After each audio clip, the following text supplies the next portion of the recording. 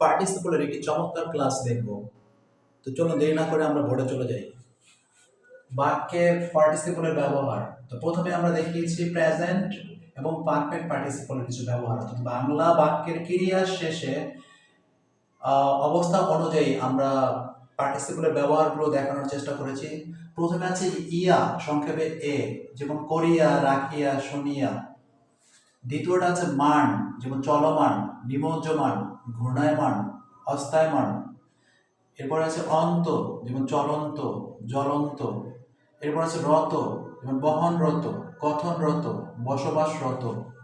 এবং ক্রিয়াপদের দ্বিরুক্তি, যেমন কাঁদতে কাঁদতে, নাচতে নাচতে। আরও একটা ব্যবহার আছে, সেটা হলো যে ইলে বা সংক্ষেপে লে, যেমন গেলে, হলে, করলে। তো চলুন আমরা এই বাক্যের ক্রিয়ার শেষের অবস্থা অনুযায়ী আমরা এগুলো বাক্যের প্রয়োগ দেখি।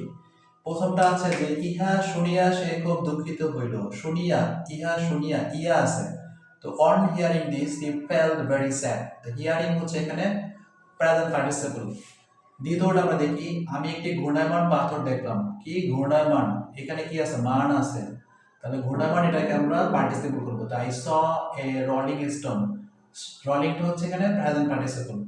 এরপরটা আমরা দেখবো চলন্ত ট্রেন হতে লাভ দিও না। কেমন ট্রেন? চলন্ত। এখানে অন্ত আছে। Don't jump from running train. তো রানিং এটাও প্রেজেন্ট পার্টিসিপল। আচ্ছা, এরপর আমরা দেখবো পরেরটা, এখানে বসবাসরত লোকেরা কর্মঠ। রত আছে এখানে। তো এটাও কি present participle. People living here are active. Living এটাও প্রেজেন্ট পার্টিসিপল।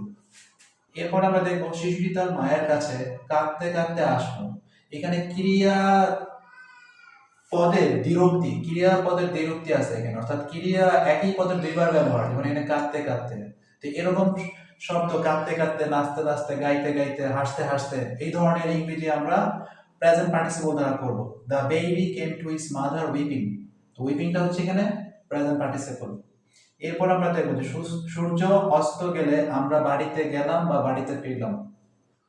তো এখানে গেলে, তো এটা এখানে আছে the sun having set. Having এটাও পার্টিসিপল। আচ্ছা, এরপরে আমরা দেখব হচ্ছে যে পাস্ট পার্টিসিপলের কিছু ব্যবহার দেখব। পাস্ট পার্টিসিপল বাক্যে কখন বসে? সাধারণত কোনো কাজ ইতিপূর্বে হয়ে গিয়েছে বা করা হয়েছে এমন বোঝাতে পাস্ট পার্টিসিপলের ব্যবহার হয়ে থাকে। যেমন জাপানের তৈরি গাড়িটি খুব সুন্দর এবং দ্রুতগামী। তো এখানে আমরা যখন কথা বলছি, জাপানের গাড়িটা কিন্তু তৈরি করা হয়ে গেছে অলরেডি। আচ্ছা, তো the car made in Japan is very nice and speedy. তো এখানে তৈরি করার কাজটা পূর্বেই হয়ে গেছে, এই জন্য মেড এটা হচ্ছে পাস্ট পার্টিসিপল।